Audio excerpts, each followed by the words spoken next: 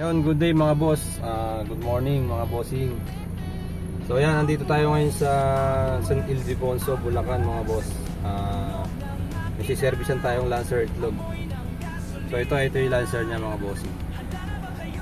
Ayan mga boss, yun yung kotse ni bossing na siservisan natin. Ayan. Ito, yan. So ang naging problema nito mga bossing, yung alternator niya. Tapos papacheck din niya yung conversion ng power steering niya mga boss. Dahil pumapalag daw, medyo manginig yung ikot ng steering pump niya. So itotono na rin natin dahil pinaandar namin, sobrang taas ng minor mga bossing.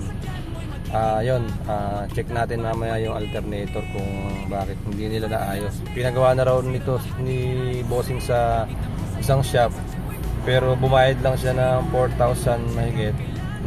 Hindi na patino mga boss. Kaya ang gagawin natin, nagdala tayo ng matinong surplus na alternator, papalitan na natin mga boss.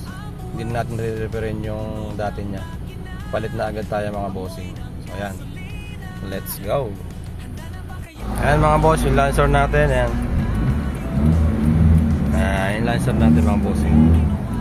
Pasok natin dito sa garahe ni boss yung kotse niya para dito natin gagawin yung problema. So ayan mga bossing, dito na tayo.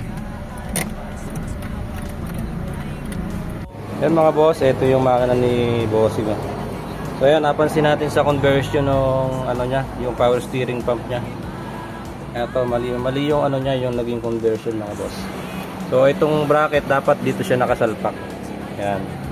Tapos yung pulley, hindi siya pang GLXI, hindi siya pang GLI, pang GLXI siya. Tapos yung bracket niya kinonvert, pero hindi maganda yung pagkaka-convert niya mga boss. So ito, may dala tayong meron tayong dalang stock talaga na pang GLI. Ayan. Salpak natin dito. Tapos yung double pulley. Ayan. Ayan yung pulley niya na, single lang yung ginamit. So dapat ito yung nakakabit mga boss. Yan, dapat ito yung nakakabit na pulley. Yan, papalitan na lang natin ng mga belt para swabe yung maging ikot. Yan, ayusin natin ito mga bossing. Yan mga boss, ito yung bracket ni bossing sa steering pump niya. So ito mga bossing, medyo dismayado si owner kasi siyempre binayaran mo ng tama, hindi tinrabaho ng maganda. Kumbaga hindi inayos yung trabaho mga bossing. So yan, nangyari, nagkataasan yung fluid, tumatama sa alternator. Ang nangyari sa alternator, nasira. So ayun mga bossing, tanggalin na natin itong bracket. Ayan, ito yung tsura ng bracket mo. Malayong malayo sa stock mga boss. So ito kasi yung stock nya. Ito, yan. Ito yung stock na. Yan. Yan, dapat ganyan yan, no? Yan. Ganyan yan dapat, boss. Yan. Ito yung stock. Ito yung conversion. Tinan nyo na may ginawa. Yan. Yan. Takabit natin dito mga boss. Yan mga bossing, update dito sa Lancer itlog na sinervisan natin.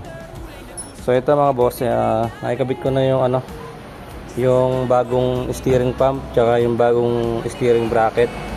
Tapos alternator mga bossing, yan, 90 amperes na ikinabit natin.